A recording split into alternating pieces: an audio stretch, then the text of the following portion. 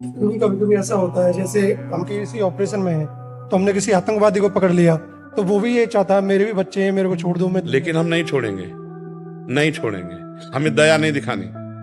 क्यों? क्योंकि अगर वो छोड़ा गया तो लाखों बच्चों को मार देगा, लाखों परिवारों को नष्ट कर देगा। उसका उद्देश्य सही नहीं है। इसलिए उसको अगर बंधन में युक्त होकर के डाला जाए या मृत्यु दंड दिया जाए तो उचित ही है, क्योंकि उसका भी जीवन ज्यादा पाप नहीं कर पाएगा और वो बहुतों के जीवन को नष्ट नहीं कर पाएगा। इसलिए ऐसे आताताई को हमारा शास्त्र कहता है मार देना ही उत्तम है।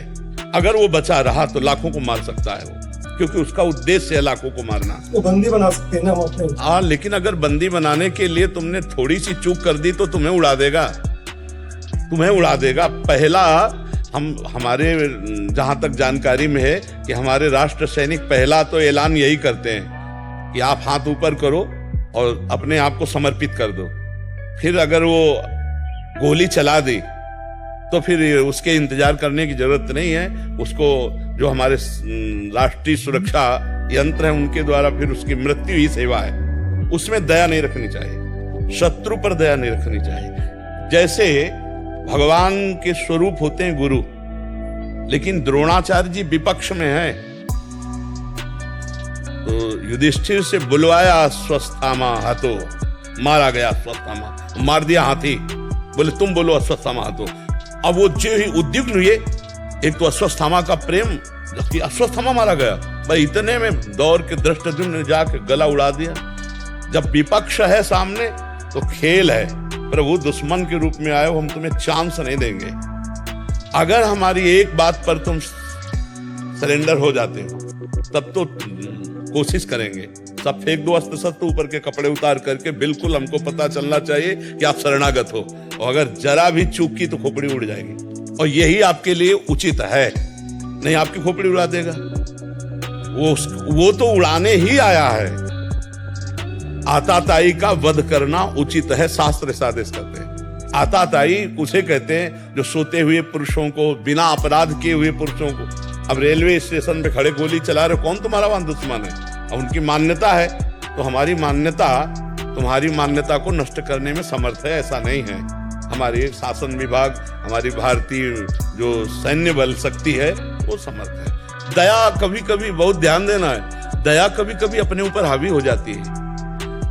कई राजाओं ने, जब शत्रु पक्ष के राजाओं ने घुटने टेक दिए तो उनको छोड़ दिया, और जे भी छोड़ा तो ऐसे सैन्य बल से आंखें निकलवा ली, गले काट दिए, बंदी बनाकर। वो दुर्दशा की उन्हीं की जिन्होंने क्षमा कर दिया था, जिन्होंने। तो शत्रु पक्ष को या तो बंदी बना करके रखा जाए अगर अवसर मिले, नहीं तो फिर उनकी मृत्यु से पवित्रता हो जाएगी, मृत्यु दंड से पवित्रता हो जाएगी।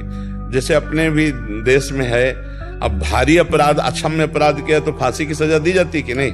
तो फिर क्यों दी जाती है? जज वो इसीलिए देता है। अभी किसी अपराधी से वो ऐसा अपराध बन गया कि 5 और 6 वर्ष की बच्ची से गलत करके ऊपर छत से फेंक दिया, मार दिया। और जब जज के सामने गया तो उन्होंने कहा, अनुज बधू भगनी सुत नारी, 67 ये कन्या समचारी, इन्हीं कुदृष्टि बिलोके जोई, ताई बधे कुछ पाप न होई, इसको फांसी की सजा दो। और उसे पूछा कि उचित है ना? तो उसने कहा जी। तो कहा हाँ, ये चौपाई गा करके, अनुज बधू भगनी सुत नारी, 67 ये कन्या समचारी, इन्हीं कुदृष्टि बिलोके जोई, ताई बधे कुछ पाप, फांसी की सजा दे दी। तो थोड़ा विधान करना है हमें। दयालु भाव, हम सब पे भगवत भाव रखते हैं, लेकिन हे भगवान, यदि आप आतंक रूप धारण करके आओगे, आप अपराधी रूप धारण करके आओगे तो दंड विधान रूपी पूजा आपकी हम करेंगे। आप सौम्य रूप रख के आओगे तो हाथ जोड़ लेंगे। अलग अलग विधान रखा गया है। नहीं तो देखो, भगवान सर्व सामर्थ्यशाली होते हुए एक हाथ में लीला कमल है तो दूसरे में सुदर्शन चक्र है। तापस वेश विशेष उदासी, 14 वर्ष राम बनवासी, शरीर के वस्त्र बदल दिए, पादुका नहीं पहनी, लेकिन सारंग धनुष और अक्षय तूड़ी साथ ही रखा है। क्योंकि कुछ कृपा से मानेंगे, प्यार से, तो कुछ वार से मानेंगे।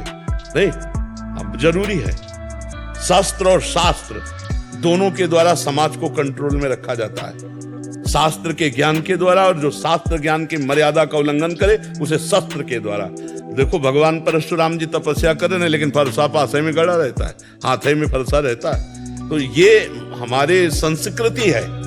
भगवान अगर हमारे प्रकट होते हैं, अगर वो मुरली मरोवर है तो सुदर्शन चक्रधारी भी है, आप ये भी ध्यान रखो। तो ऐसे ही आप एक भक्त भी हो तो आप एक राष्ट्र सैनिक हो। जरूरत पड़ने पर हमारा गला उतर जाए तो कोई बात नहीं, और जरूरत पड़ने पर हम सामने वाले शत्रु का गला उतारे तो हमें कोई फर्क नहीं पड़ेगा। ये हिम्मत बिल्कुल रखनी है। हृदय द्रवित नहीं कर देना कि इसके बीवी बच्चे हैं, इसके परिवार है, नहीं। इतना सोचने में तो तुम्हारी खोपड़ी तक, उसकी खोपड़ी का हिसाब पहुंच जाएगा। वो नहीं सोचेगा कि ये राष्ट्र सेवा में, तुम तो राष्ट्र सेवा में हो। वो हमारे देश में घुस रहा है विनाश करने के लिए। अब हमें नहीं सोचना। उसने नहीं सोचा कि मैं जो कार्य करने जा रहा हूं मेरे परिवार का क्या होगा, मेरा क्या होगा।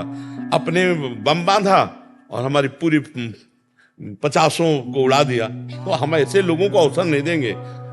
ऐसे लोगों को अवसर नहीं देना चाहिए, नहीं तो अपना घाटा हो जाएगा। हाँ, अगर आ जाता है जो सभी तावा शरणाई तो फिर हम आप उसकी व्यवस्था अलग है। और अगर वो जरा भी छल कपट है तो फिर हमको सावधान हो जाना चाहिए। क्यों? हाँ, हम लोगों को भी सिखाया जाता है कि दया बिना साधु कसाई, दया करी तो आफत आई। दोनों बात संभाल के।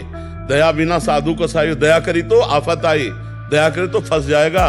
देखो हिरन में फंस गए, दया करके भरत जी अगला जन्म हिरन का हुआ। तो जैसे आप राष्ट्रीय सेवक हो तो ऐसे ही आपको सावधान रखना। जहाँ दया की जरूरत है वहाँ दया की जरूरत है, और जहाँ क्रूरता की जरूरत है तो वहाँ दया नाम की चीज नहीं दिखाई देनी चाहिए आप में। आप में भय नहीं होना चाहिए, आप में रक्त देख करके हृदय द्रवित नहीं होना चाहिए। आप जिस समय सूरवीरता पे हैं उस देखो ना, भगवान है, अर्जुन है, महाभागवत है, भीष्म जी हैं। भगवान तक के बाण मारे भीष्म जी ने। सामने श्री कृष्ण चंद्र जो है, यहाँ तो भावना करनी भगवान की, सामने श्री कृष्ण और भीष्म जी तान के बाण मारते हैं। विकल हो गए अर्जुन और भगवान, और अपना प्रण विसार करके फिर रथ का चक्र पहिया लेकर भागे भीष्म की तरफ मारने के लिए। जिस समय हमें जो रोल दिया जाए, देखो इस समय आप राष्ट्र सैनिक का रोल है। हाँ, अगर आवश्यकता है, हुकुम है तो सैकड़ों की जान ले लेंगे, आवश्यकता है तो अपने प्राण दे देंगे। ये सूरवीरता कम न होने पावे। साधु संग, सत्संग, भगवत भावना ये हमारा एक क्षेत्र है, और राष्ट्र प्रेम एक क्षेत्र है। राष्ट्र प्रेम की जगह फिर ये दया है, ये हम सह सकते हैं, ये हम सह सकते हैं। हमें जूते से कोई मार रहा, थप्पड़ से मार रहा है तो हम ठाकुर को याद करेंगे और समझेंगे कि आपका विधान, लेकिन आपका नहीं। आप कोई साधु वेश में नहीं हो। इसमें बिल्कुल दया नहीं चाहिए, बिल्कुल हृदय पक्का। यही भक्ति है, इसी को समझना है, यही पक्की भक्ति है। ये नहीं कि अरे हिंसा कैसे, भगवान करवा रहे हैं ना, मार अर्जुन। अर्जुन कह रहे संन्यास लेंगे और भिक्षा का अन्न पाएंगे लेकिन युद्ध नहीं करेंगे, और भगवान कह रहे नहीं, इस समय तुम्हें प्राप्त धर्म युद्ध, तो इस समय तुम्हें गर्दन काटनी। बोले किन की काटे? जिन्होंने अंगुली पकड़ के चलाना सिखाया, भीष्म जी, द्रोणाचार्य जी, उन्हीं की कटवाई। सर सैया पर अर्जुन ने ही भीष्म जी को गिराया है, और भीष्म जी अंगुली पकड़ के चलाना सिखाए थे अर्जुन। जब हमारा पक्ष और विपक्ष, धर्म और अधर्म की बात आवे, फिर हमारे अंदर दया नहीं, फिर उस समय नहीं। समझ पा रहे आप?